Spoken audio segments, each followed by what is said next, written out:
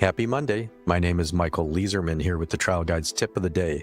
The date is August 24th, 2026. And our tip today comes from the book Winning Medical Malpractice Cases with the Rules of the Road Technique by Patrick Malone with Rick Friedman. It's a good idea to be sensitive to the points of your evidence that would be torture for your plaintiff to hear and to excuse the plaintiff from the courtroom for that.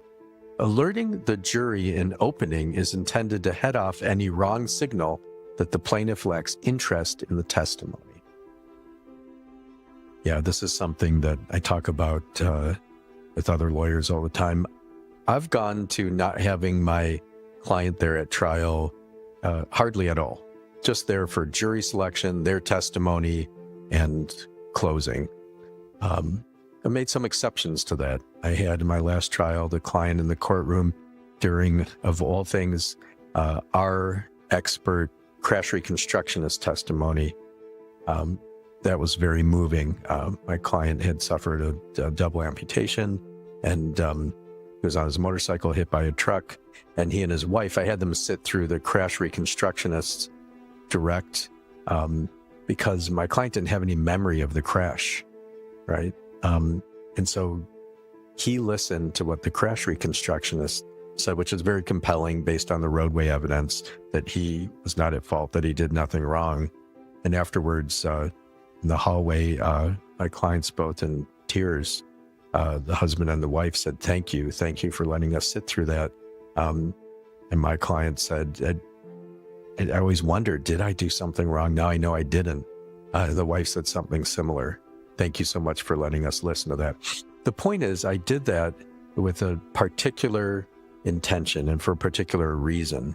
Other than that, why have your client there? Now, I do deal with this in jury selection. I'll talk about the fact that my clients care very much about this trial. They are here. You might see them in the hallway, or they'll be down the hall in a room, their courthouse room, or they'll be at the hotel across the street, or whatever it might be. They're here, they care. They won't be in the courtroom for most of this trial, just given the nature of the case, given the evidence we're going to hear. I don't want to put them through that. Many times, even if the client is there, when I call the defendant to testify, there's times when you want the defendant to have to look your client in the eye. There's other times when I've asked,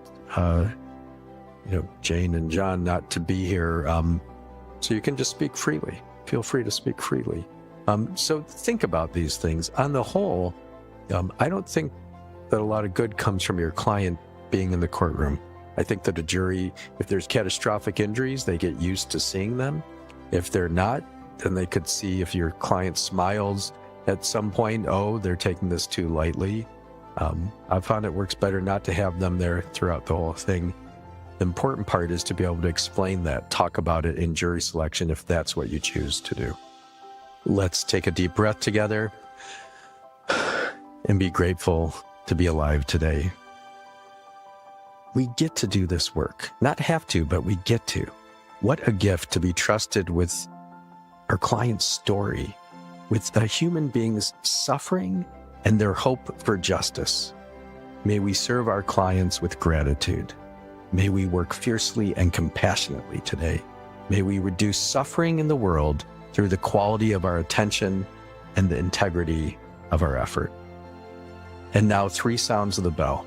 This can take you into a silent meditation practice, a prayer practice, or you can just let the sound wash over you and remind you it's a great day to be alive and to do work that matters.